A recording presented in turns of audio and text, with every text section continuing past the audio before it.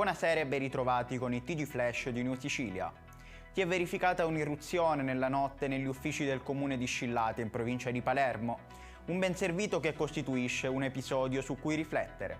Qualcuno ha aperto gli uffici, danneggiato le porte e aperto anche una cassaforte. Da un primo sopralluogo effettuato da parte dei carabinieri e della scientifica, sembra che non siano stati portati via né documenti né materiale di cancelleria. Dal Ministero dell'Università e della Ricerca arrivano in Sicilia fondi per 6,8 milioni di euro per 212 nuovi posti letto indirizzati agli studenti fuori sede assistiti dagli enti ERSU Palermo e Catania. Si tratta del cofinanziamento del Ministero dell'Università attraverso un bando finanziato dal PNRR che assegna fondi agli enti regionali per il diritto allo studio, insieme ai 46 interventi ammessi al cofinanziamento.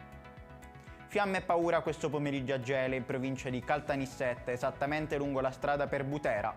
Qui infatti è divampato un maxi incendio in un casolare disabitato, visibile infatti una grande colonna di fumo anche a distanza.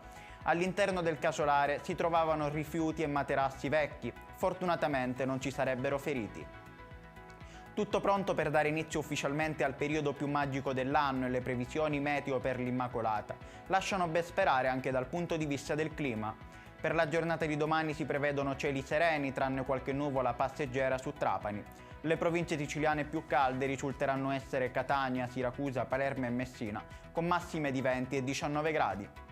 Ed è tutto per questa edizione, il prossimo appuntamento sarà venerdì alle ore 10.